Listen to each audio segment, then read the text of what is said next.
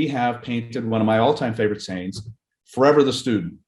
And I think we have to, in terms of dentistry, in terms of, personal growth, and embrace that, forever the student. I always can learn something. I can always learn from someone, whether it's, how to grow a better tomato at home, to how to be a better dentist, how to be a better dad.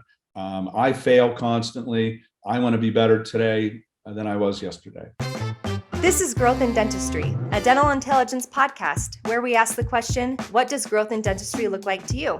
I'm Katie Polson, a dental hygienist and your host. Welcome to a special episode of Growth in Dentistry for our Practice Growth series. I am Katie Polson. And I'm Adam Smith. And we're glad to have you here today. For those of you that like to watch the show, you'll notice that I'm in a different setting. I don't have my usual background. I'm in my home. Actually, Adam, I think I do this all the time. I was testing my audio earlier today. I feel like it sounds better. I can go from my bedroom to my office. But Plus the reason all your kids are in school, so I know my kids, well, they're not, because this is why I'm home today. Is my oldest has COVID. This is the first time it's happened in our house, so I'm grateful that we've missed it. But that being said, she's fine. She's a kid, but I am hoping that sorry if you hear children in the background screaming. We'll try to edit that out. But it's fine. It's good. But I really think I'm liking it. I might just stay home forever. Anyway, that being said, welcome to the show. If you're first-time listeners, we're so happy to have you. If you guys are looking for a way to connect with other like-minded data nerds or people in the dental profession, a great place to do that is on our Facebook Dental Intelligence community. If you like Facebook, or that's where you like to be. If not, and you're a current customer and want to ask questions, we've created this really great platform within the dental intelligence analytics software called our DI community. And you can go and ask questions of one another. We typically, as far as like our people that work here, we just monitor it, but like it's all pretty much everyone in the industry that is using our software, asking questions of each other. It's a really great place to chat with other people on how to take data and then also implement it into your practice. And then lastly, if you wouldn't mind going and rating and reviewing this podcast, it would be so helpful for us. So thank you so much for those of you that have done that already, and for those of you that are willing to do it. That being said, before we get started, again, this is our deep dive episode. If you haven't listened to one of these before, the goal of these shows particularly is to talk with those people that have, they roll their hands up, they're in it every day, and talking to our top 10% of our practices that are just, we want to get into why their numbers look the way that they do, because numbers tell a story. And so that's our plan today, is to tell the story of Bartusiak Dental Care in Washington, Pennsylvania with Dr. Barry Bartusiak. So Dr. Barry Bartusiak, what do they call you at the office? I'm going to call. Are we doing a G-rated version or not? Let's do a PG version. Okay. All right. No, Dr. Barry's fine. Okay. All right. Well, welcome to the show. We're so glad to have you on. It is my pleasure to be on. Thank you so much, Katie. Thank you so much, Adam. Very excited to be on today, especially with, two seasoned professionals. You rolled your sleeves up and got your hands wet for so many years, and we're kind of born into dentistry, if you will, Katie. And Adam being an administrator and an owner, he knows that part of the deal. And both of them have their own sort of challenges and rewards. Yeah. And it's exciting to be on. Yeah, today. it's gonna be a great conversation. So yeah, looking forward to it. Barry, tell us a little bit about yourself, your practice, where you're at, what type of practice it is. Sure. We try to be, to coin a term, perhaps a super general practice. What does that mean or look like? We see 2 to 92, so to speak.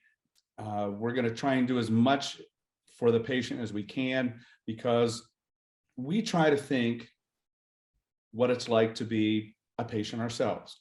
So to expound upon that a little bit, Katie, you've had to go to the doctor for whatever reason. Adam, same thing. You've had to go to the doctor.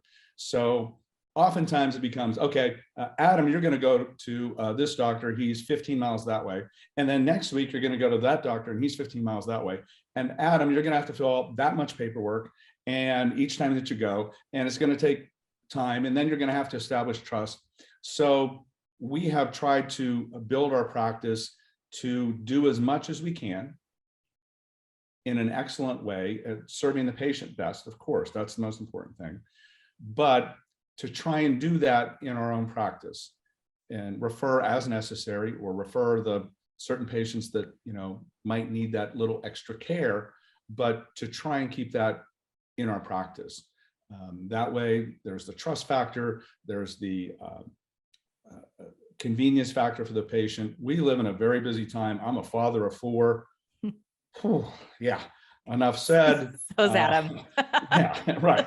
I'm out of the taxi cab stage of life, you know, but still, it's very challenging time and economics, and we just trying to do that, and we've been doing that for a long time, and hopefully our patients are satisfied with that. Awesome. So just to give a little bit of context for the people that listening, how many, so it's just you have one hygienist? I can't remember how many you have. Yes. So post-COVID, Yeah. Pre-COVID, we had 10 ops going, and we had 2 doctors and 2 hygienists, and we ran 2 shifts. So I'm the morning shift guy. Our practice is open with me 7:30 to 2:30, and then it was like a 12 to 6 kind of a deal. But yeah, you know, post-COVID, that's not a reality at this point because of lots of factors. So now it's 1 doctor, 1 hygienist. We have 2 at the front. We do assisted hygiene. And then I currently have 1 assistant. My other assistant retired about 2 months ago. no, Yeah. yeah, She deserved it. She was great. She was phenomenal. I know, She but worked there for it's 22 like, years, you know, it's God like bless her. cutting off your right arm. That's what it feels And like. then I'm some. sure. Yeah. Absolutely, yes. Yeah. I mean, she worked there for 22 years. She was Oh part my of the gosh. fabric of the practice. Mm. So we have 6 ops now that we work out of. I work out of 4 with 1 assistant now, and we have hygiene working out of 2 with assisted hygiene, and then 2 at the front. So a total of 5 team members. Can I ask you, and this isn't, I mean, before when we talked, this isn't something we talked about, but I think it would be helpful because there'd be a lot of people listening that might find themselves in the same situation as you, of what their practice looked like in 2019 to what it looks like in 2022. I guess I like to look at things with silver linings. Like what have you really enjoyed about this change in the way that you're practicing now compared to where you were before?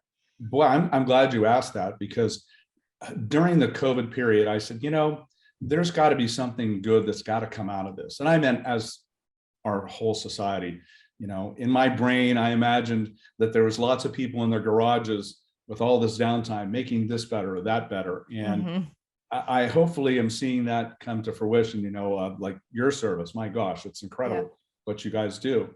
So I think for me, it's been, I like to, my leadership style is simple. My practice style is simple.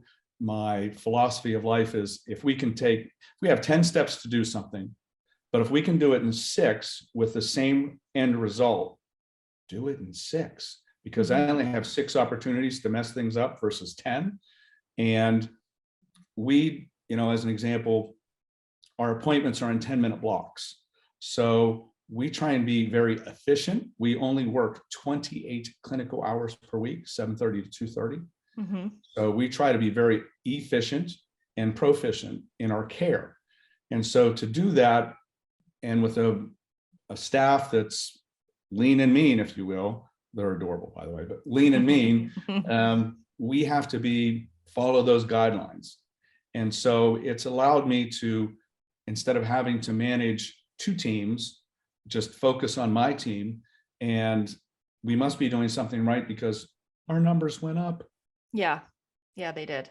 We're going to get into that. So I mean, that's what. So we must be doing something right. We're working, you know, 180 days a year and 7 hours a day, 28 hours a week. And We take lots of vacations, by the way.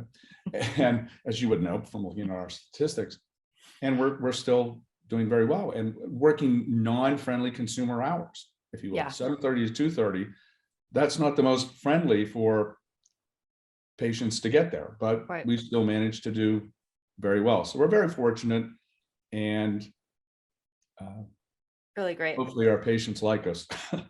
Well, it looks like they do because they keep seeing you. So let's talk a little bit about, I like to ask this question when I have dentists on, because especially Yeah. dentists who own a practice, is what would you tell your younger self when you were starting your practice? I think that we're looking at a situation I am in enough dental spaces to know that the idea of owning your own practice for these graduating dentists is not necessarily something that any of them want to do. But for those of you that want to do it and are scared or looking for advice, what could you offer?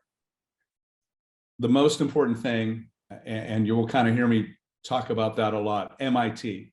The most important thing is you need to educate yourself in business, because you come out of school, you're 100% trained in dentistry. Mm-hmm.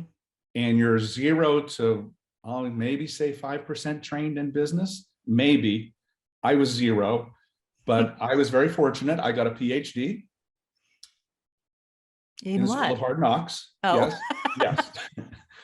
And I took my lumps. I got beaten up.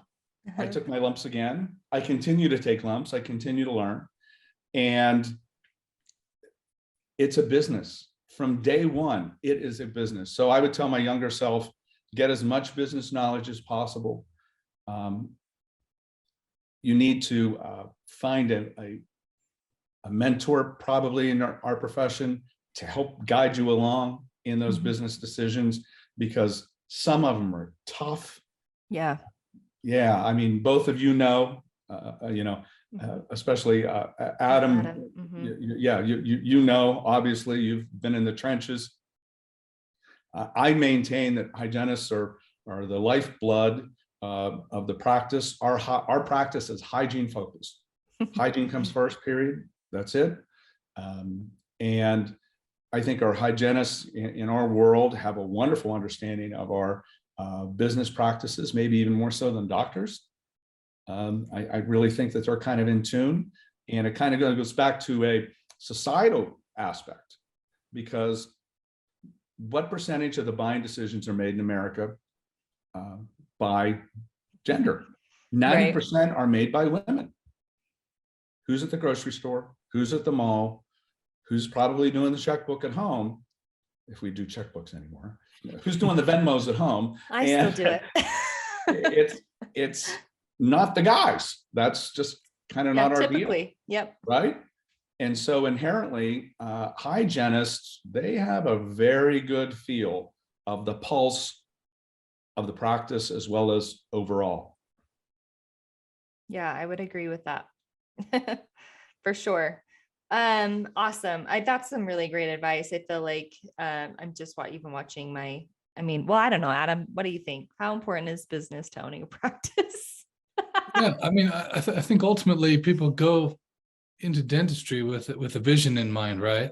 Their vision might be work this many days a week or own this many practices, whatever their vision is.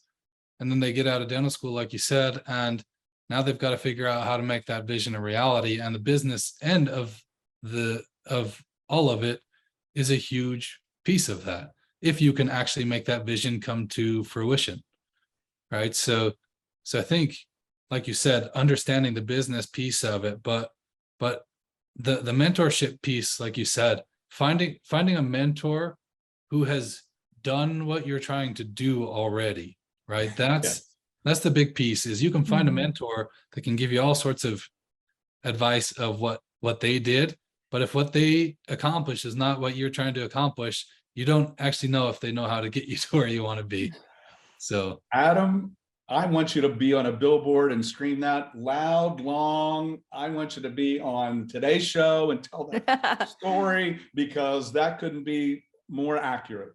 If you want to learn how to golf, you're going to go ask Tiger Woods. How do I become a great golfer, Tiger Woods? Well, this is what you would do. You would start this way, blah, blah, blah. You don't go to a hacker and go, well, you golf? Yep, I golf. Can you teach me how to golf? I can't teach myself how to golf. Yeah. Right. Yeah. So truer words could not be spoken and more accurately. Big applause for you on that one. Yeah. Absolutely. When you were saying that, it was making me think, like, I wonder how many people actually know what they want when they start a practice. Oh, how many people know, like, very little, right? I mean, I even felt, even in hygiene school, I felt like I didn't actually, after hygiene school, I didn't know what I was doing for like 7 years. I mean, I told my students all the time, I'm like, you know what you're doing, but you also don't know what you're doing until, like, with confidence. So, well, Katie, I agree. You don't know what you don't know. Yeah. Right. So I think that taking like continual stock, and we talked about this during our episodes, and we'll talk about it in preparing for like September is what we're calling it, or the downtime, but like continually looking at what your practice is currently and what you want it to be. September or whenever you want to choose to do that, but put that on the calendar and look at that, because I don't know. I would imagine it's very easy to like look back in hindsight, it's 2020, and think I've created something that I don't want. Right. Yeah. So, and that's why I think it's really great that you've used 2020 hindsight to, that was good. Yeah, I know. Up, Katie. To do that. Okay. So for a fairly small practice, like you said, your numbers went up. You did 2 million last year for one doctor, one hygienist. So tell us a little bit about your philosophies on growth, I guess, first of all, and then how data kind of helps you grow your practice. Sure. Well, I'm a numbers nerd. So, I have the true confession first. You're in the right place. Welcoming arms. Thank you. I know. Numbers can tell you part of the story, of course, but there are certain numbers, you have to know your numbers, number one. And let me just kind of segue into that with, so what numbers do I look at? And I'm going to stop myself before I even dive in. We have an open book policy. What's that mean? Our staff can get the numbers from Dental Intelligence any time of the day, anywhere. That's fine. We share those. I encourage that. I want them to do that. And the reason being is we have a bonus system. So rising tide raises all ships. And they know where they're at, and they know what they need to do to hit. We have various bonus systems in the practice. So, geez, wow, we're pretty close. Like we have a morning huddle and we go over some certain numbers, and they're already nodding their heads because they may have looked at it before we had our morning huddle this morning, or they know it from yesterday, or somebody told them. So, like, you know what? Wow, we get 2 more Google reviews, blah, blah, blah. We got this. Or wow, we're really close on case presentation. So those types of things, I think, are very, very important parts of the puzzle. So if we had a jigsaw puzzle and you put that jigsaw puzzle together, and I tell you what, my youngest daughter, she's now a junior at Pitt, she would put these beautiful jigsaw puzzles together when she was younger, and then we would lacquer them and we'd put them in a frame, and they were beautiful. But imagine if one of those pieces was missing. Imagine if 5 of those pieces were missing. So I would blame my children, and then I would throw it out. That's what. Well, I would, and rightly so, but no, or the dog. Yeah, but right. For a dental practice to be successful, you have to have all those pieces. And sometimes you take out a piece and you add a different piece, and it might not fit, and you have to kind of like maybe, carve it a little bit to get it to fit perfectly. But, in our conversation today, I kind of want to hit upon that it's many parts of that puzzle that you put together that becomes the success. I'm a big, huge believer that all practitioners get the big, everybody gets the big things right. Mm. They get the big things right. Yeah. But what do they miss? The little things, the little details.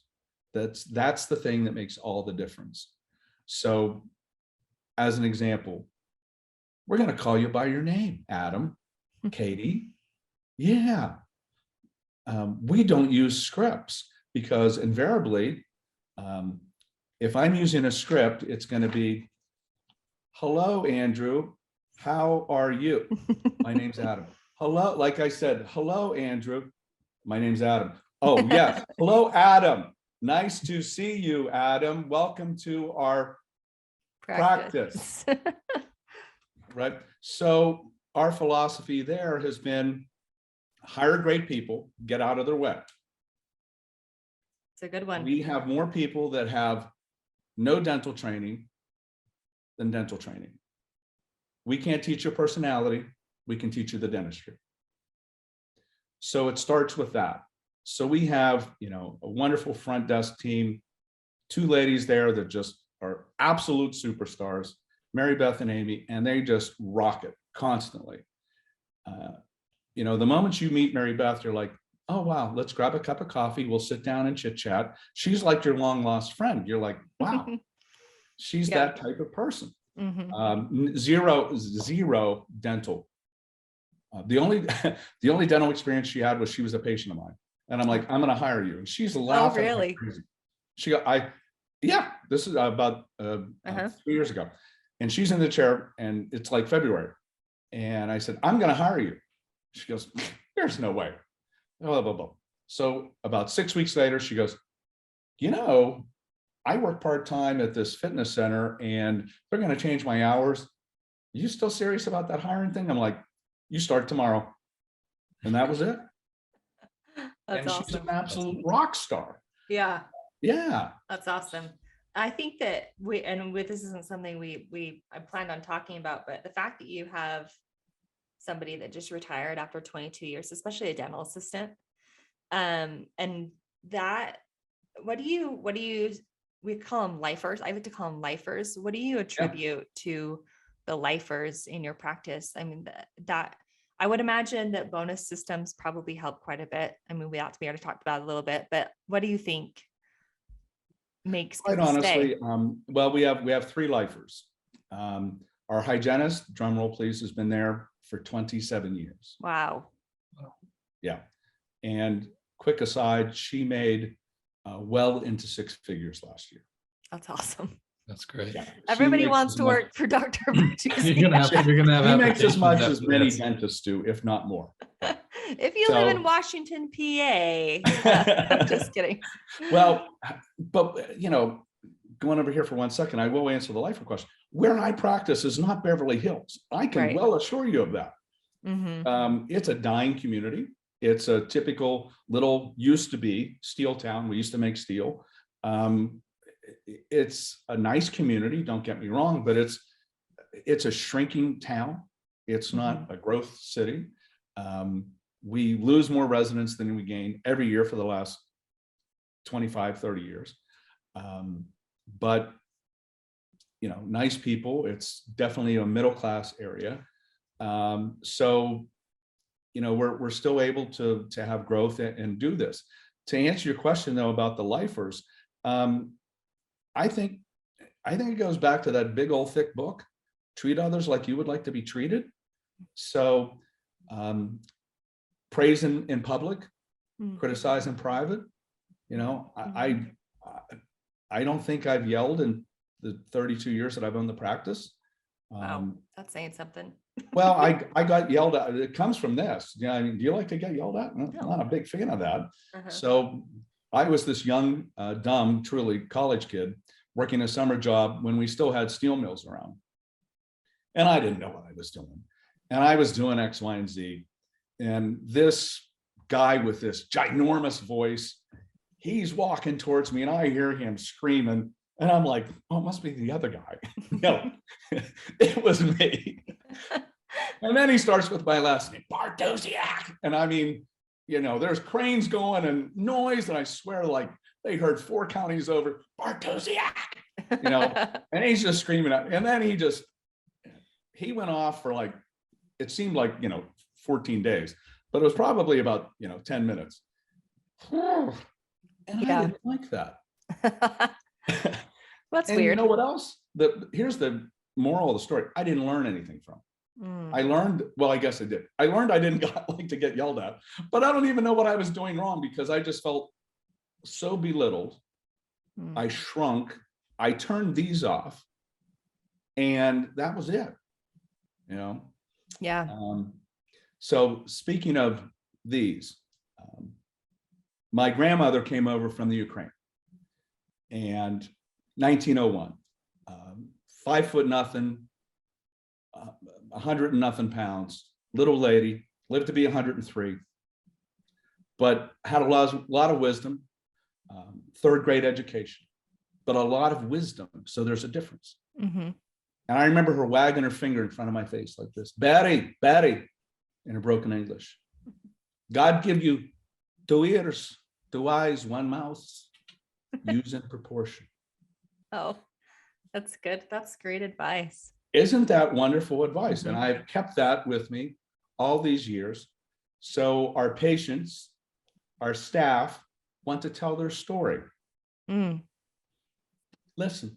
Yeah, I think that's a great segue, and we'll pop around a little bit, but into case acceptance, because that's one thing that you guys have done really well. And probably the reason why, when you're in the town that you're in, you were able to have the profitability that you've had. You're able to pay your hygienists so well. So just for those of you that are data nerds, case acceptance rate, your patient acceptance rate was 80% last year. Your treatment dollar acceptance percentage was 60, and your same day was 40. So all in all, really great case acceptance, like a phenomenal.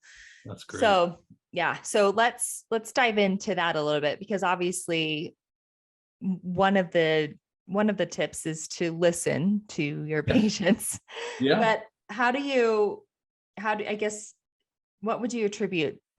Walk us through your case acceptance. Absolutely. And to just kind of go like this, be nice. Be nice, be kind.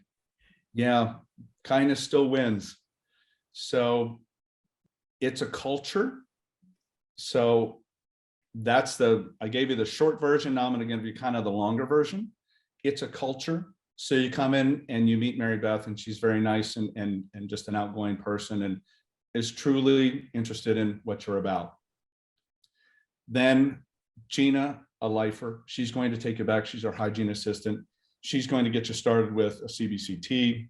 Wow, you have one of these machines, right? Oh, wow, my last dentist didn't have this, or what is this? It looks like I'm going to take off in a space rocket. And Gina's just so engaging. Gina's one of the nicest people ever on the planet. I mean, she just is, just how she is. And then we're going to take you over to the hygiene area. Beth Ann is just truly one of the most intelligent people I'll ever get the opportunity to meet on the planet. Uses her ears extensively, and just has this phenomenal intuition. And so she listens to the patient. She'll clean the patient's teeth if warranted. If not, maybe it's a scaling and planing. We'll get into that for a second. But so she's going to be very listening oriented, very empathetic, and she's going to do most of the talking. And then she's going to come find me and say, here's X, Y, and Z. And then I'm going to go into the hygiene room. And here's how it goes. I'll say, hi, Katie, how you doing? And my staff has now nicknamed this, here's the phrase that pays. And I'll say, hey, Katie, what do you like to do in your spare time? Well, you'll tell me, oh, I like to, we had a couple patients today. Well, doc, I really like to read. Well, what do you like to read? I'm a mystery guy. My favorite author is James Patterson. Well, tell me about that. What was the last book that you read? And they'll go into it a little bit, blah, blah, blah. Or their grandchildren. That was the other lady today. She just had to show me every picture of her grandchild, et cetera, et cetera, et cetera. So, and she did, which was great. And, I actually knew one of the grandkids from my children playing athletics. Wow, that kid's he's a great football player. And so it became relatable, and we developed a relationship Mhm. outside of dentistry right away. And then we did our exam, showed her the x-rays.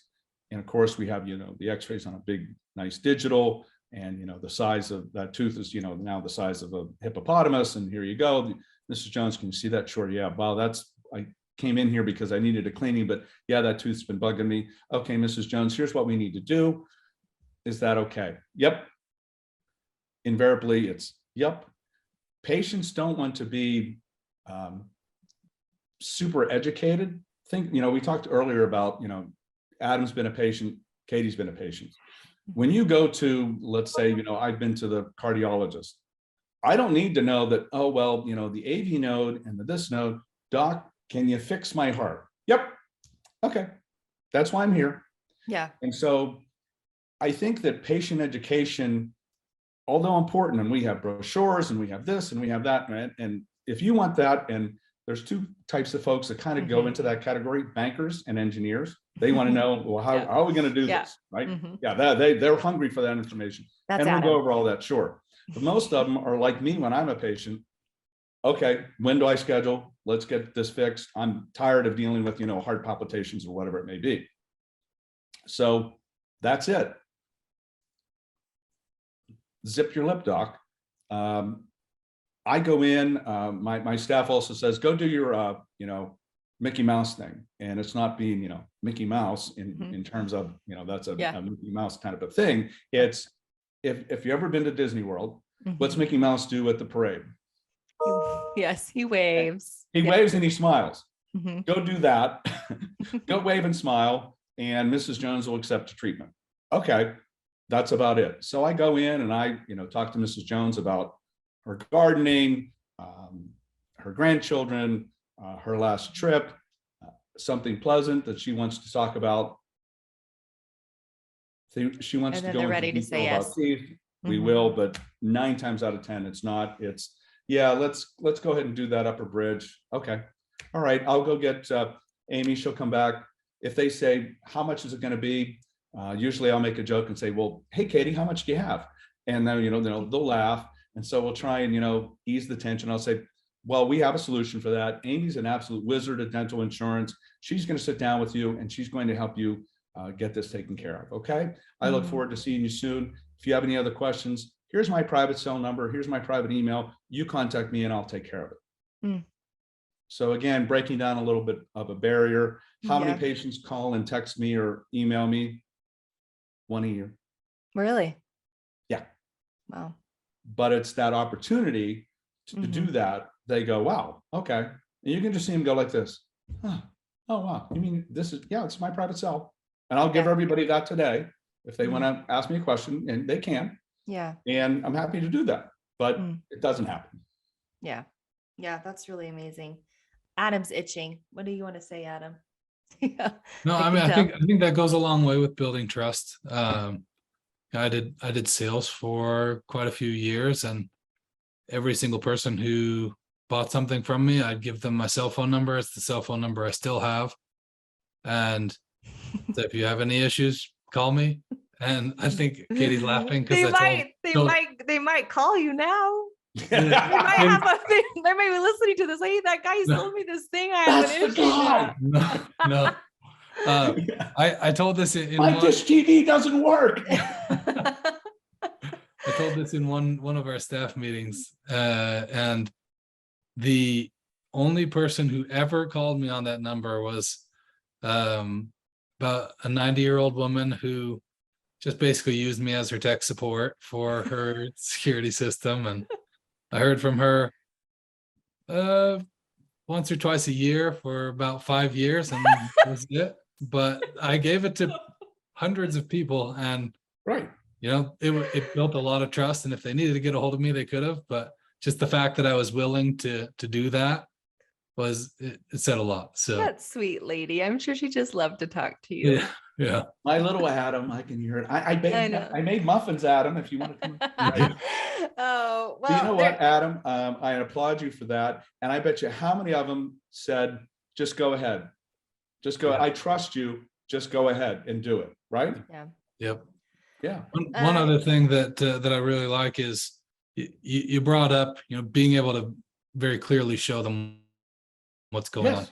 Have to. I think we really underestimate the impact of that a lot, right? We're like, well, they have a mirror, and it's like, well, it's pretty small, and I don't often like lean right up against the mirror and try to get at an angle that I can see my, behind my back molars. Like I'm not getting that view anywhere else. You hit the nail on the head. Heading back to an earlier question, you said, what would I tell my younger self? I would get an intraoral camera, a CBCT, and a scanner in that order, because seeing is believing, just like you said. Now they own it, they see it. Oh, wow. Right? A CBCT, digital x-ray, so that you can go, see that? That's really close to your nerve. Do you want a root canal? No, I don't want a root. Okay. So we need to get that squared away fairly soon so that doesn't happen. Or, we're a perio-focused practice, a hygiene-focused practice. Hey, Mrs. Jones, I'm seeing some changes from previous. 0 to 3 is healthy. Anything over that, in that 4 to 5, 6 range, we can still treat without a scalpel. We can still with those. I don't want a scalpel. Okay, then when would you like to schedule?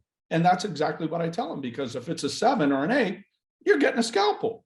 Yeah. Nobody in America woke up this morning and said, yes, my day, I get a scalpel today. No. Yeah. Oh, Definitely. there's a lot to unpack with the way that I love that you took us through that. Thank you for being so transparent about like your case acceptance process, from when the patient walks in the door to when they see your front office person to schedule and go through insurance. One of the things that stuck out to me, and it's probably just did because I'm a hygienist, but I think a lot of dentists will want to know how you get there, because it's a lot easier to say, I walk in, I do my Mickey Mouse thing, and I wave. It took probably years, especially since she's been there forever, to get that much clarity between both of you. So what do you suggest to those people who are just building their relationship with the dentist and hygienist, like those two people, to get on the same page so that they can communicate to a point where they get to that level where literally you're pretty confident that whatever she or he went over before you walk into the door as a dentist, that it's what you would have diagnosed? Outstanding question. And this kind of spills over into my personal life. So we call it over communication. So it's, you just told me something, and I might repeat it right back to you. Is this what you said to me? Mm-hmm. Yes. Patient has 4 to 6 millimeter pockets. Patient is bleeding on probing. I plan on doing SRP and Arrestin in the sites that warrant it. Is that what you just told me? Yes. Okay, go do it. So it's that there's no gray area. It's that black and white of this or that, and over communicate and train all of your folks in your practice to do that over communication. It's just constant. And my staff would be like, oh my gosh, there's another barrierism, over communication. Though we're going to roll your eyes, or MIT, most important thing. Yeah. And just keeping that focus. And if you keep that focus, so in real estate, the most important things in real estate are what? 1, 2, and 3. Location, location, location. Right? In our practice, the most important thing is the patient, and the patient. So it's not fantasy football. It's not, where am I going for dinner tonight? It's that patient. Everything else flows from there. So if you keep focused on that patient, if you've just focused on that patient and you say, okay, that's the most important thing, and I need to communicate that to the doctor. And as the doctor, you need to communicate that to your teammates. Then you're going to be able to score touchdowns. Yeah. Let me clarify one thing. So it sounds to me like this handoff is happening away from the patient, right? Yes. The hygienist comes, tells you everything. Is it also happening in front of the patient? So are they saying these are the things I'm seeing, and then you're just going in without them, or are they making that handoff verbally in front of the patient as well? That's a great question. Mhm. And so most of the time, I'm going to call in the 80-20 rule of life, where 80% of the time it happens this way and 20% this way. Because it's assisted hygiene, 80% of the time it's going to be away from the patient, because I'm doing something. And again, we're a lean and mean staff, and the hygienist is doing something. So she'll come by and say, Katie's ready to be checked. Say, okay. I know in my brain, I now have 4 minutes, and I'm going. So I know I have 4 minutes to do whatever I'm doing and get out of there. And that's also communication time with our hygienist. So I'm on the clock. It's kind of an internal clock, but I do use that. I can always see that. Or That, can I pause and then we'll keep Yeah, going? yeah. That's huge. I think a lot of hygienists get into you train the way that you want to be communicated. So if you want to be called for an exam, and when they're ready, don't train them to call you 15 minutes early, because then you come 15 minutes later. Does that make sense? Like Absolutely. they'll call you before, just when they have x-rays, right? Or whatever it is, or tell someone I'm ready so he can be here when I'm done in 20 minutes or whatever it is, right? I love that. I love that you have this, like, I know she's ready, and when she says she's ready, I got to be there in 4 minutes. And that also tells your hygienist, when I say for him to come, he's coming. So I need to be Oh, yeah. buttoned up and ready to go. Yeah. Well, in that's really addition, we're profound. respecting the patient's time. Right. So I think that, Yeah. we talked about culture earlier. I think that goes a long way in terms of the patient saying yes, because, hey, they were, subtly, they respected my time.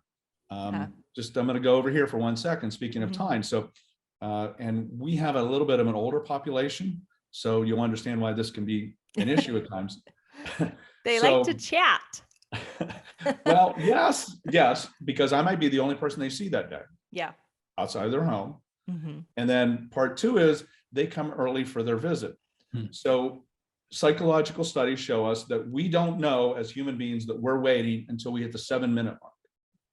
So if I have an appointment at 11 o'clock, I know in my brain, well, we have a little wiggle room to seat Mrs. Jones till 11:07. But the problem comes that Mrs. Jones comes at 10:30. Yeah. Right. And so I'm late, even if I saw it 5 minutes to 11. Yeah. It's so true. Right. Yeah.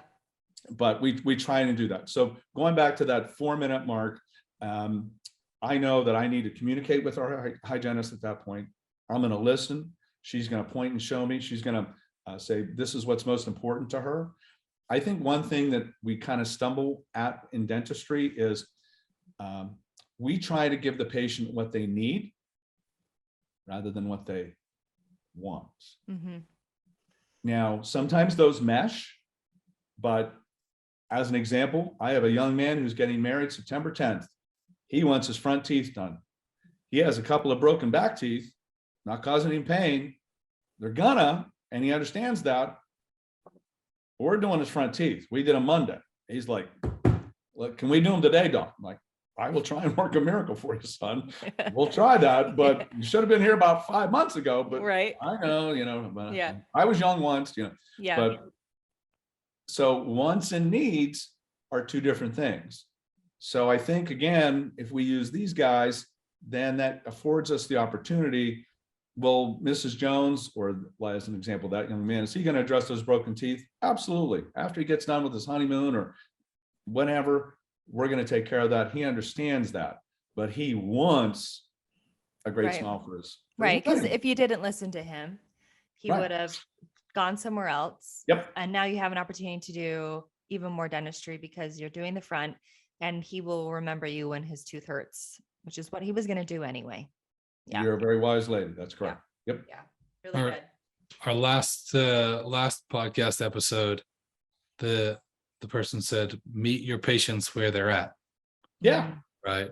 So understanding this is where I'm at. I'm here today because I want my front teeth fixed. Right. That's where I'm at. That's and right. then work from there. Right. Your overall goal is to get through everything and make their teeth and their oral health as perfect as they can be. Right. But Absolutely. meet them where they're at and start moving them along that path. Yeah. You have a very wonderful gift, Adam, of pulling things together in a very succinct way and just pow. He is a man of few words, people, but he does it very Wow, well. that is a gift. I wish I had your gift. A golf clap for you. That's so funny. it's a marketing gift. That's Well, true. you sold You gotta me. get it. You gotta get it into 132 Yeah, characters. After years of writing tight, Adam is Yeah. Well, no. you nailed it. You learned. That's so funny. Well, I feel the one thing that we didn't really talk about, and I'd like to do, well, two things actually, is your no-show rate is extremely low. Mhm. Talk to me a little bit. I have a feeling it has a lot to do with the fact that patients just respect you as a practice because they like you. But tell me a little bit about how you guys achieve that. So that's a cultural thing. It's a cultural thing because you know how we talked about valuing time. So as an example, the 7-minute rule, or when the hygienist comes to get me, you know, we've all been in a doctor's office where we're sitting in that room, you know, in the physician's office, we're sitting in that room and I've fallen asleep. You know, the nurse has done the vitals and I have fallen asleep and the doctor opens the door. Yeah. Where am and I? Stella, where am I? Is dinner ready? I what? You know, it's one of those deals, right? And so I think we respect their time. We utilize, because we're lean and mean, we have to utilize technology. So we utilize, you know, dental intelligence. You know, we utilize Dandy Labs with a free scanner and their remarkable turnaround time. And they were absolutely remarkable. We've had like less than 0.5% of remakes with them. So valuing time. So pieces of that puzzle. So I think it kind of mushrooms together, and respect, you know, respect. I respect you, you respect me.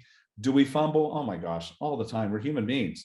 But I have a stack of gift cards, Chick-fil-A gift cards. They're $10 Chick-fil-A gift cards. They're in my locker.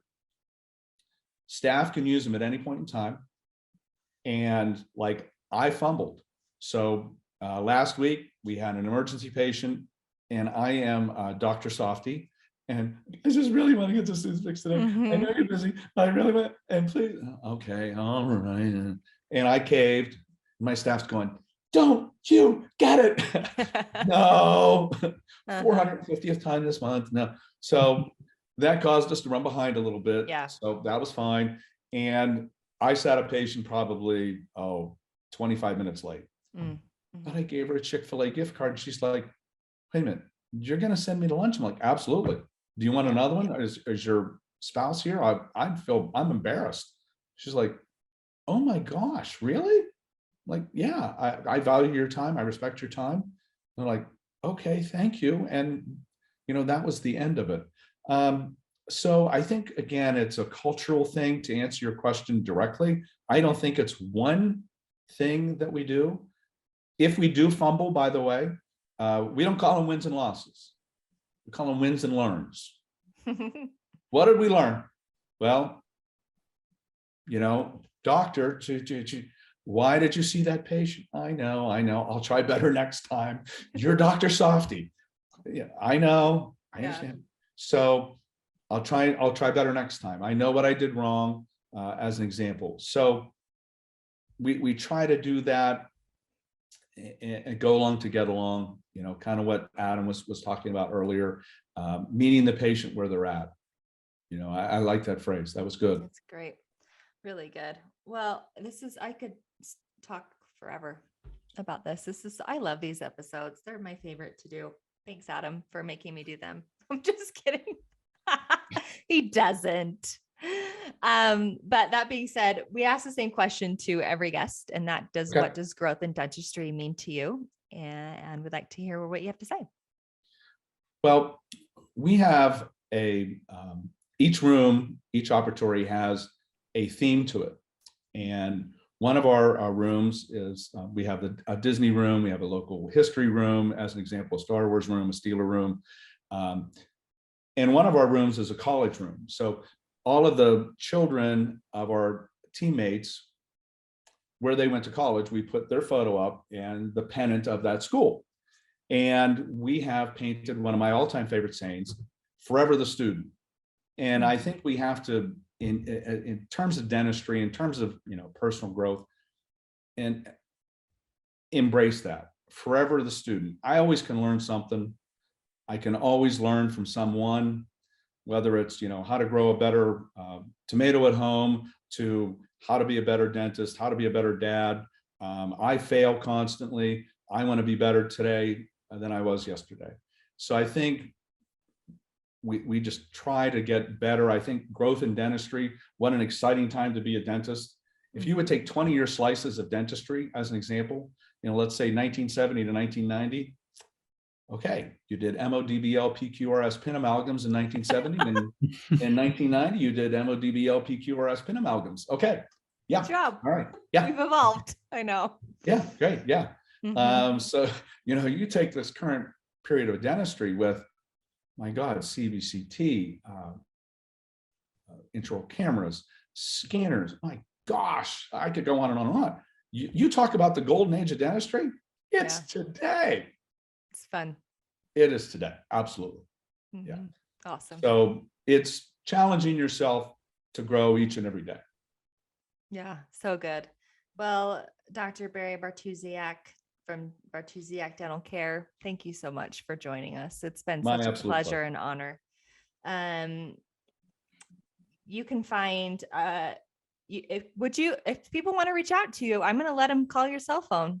Please do. Please What is post it. Yeah, what is it? In my email, drtuse@gmail.com, and my Mhm. cell phone is 724-255-1115. Text me during the day in between patients. I'll probably be able to answer you. I have a little 24-hour rule that, I abide by Henry Ford. Don't invent genius, copy it. So one of my best buddies, he goes, I answer an email or a text within 24 hours. So I'm like, that's pretty good. I'm going to do that. Yeah. So usually in between patients, I can text somebody. Mhm. And I've taught dentists all over the country, and heading out to Southern California actually this weekend to do that, and then Northern California in a couple of weeks. And I'll get doctors to say, hey, can you look at this X-ray? Sure. Or what would you do here? And I'll answer them. So Awesome. happy to do so. Yeah. And we're all in this together. Yeah. Well, that's Yeah. kind of that's kind of the hope with this podcast, is that let people know that you can learn from other people. So really great. I'll make sure that your number and your email are in our show notes. Okay. And one thing that I did forget to do at the very beginning, which is that if you are a customer of Dental Intelligence, for those that listen to the show and want to get a demo and see how it can affect your practice, you can go to get.dentalintel.net/podcast to get $50 when you complete the demo. So I'll make sure that is in the show notes as well. Again, thank you so much for joining us, and thank you to our marketing department for all their work on this podcast. I'm Katie Polson. Keep growing.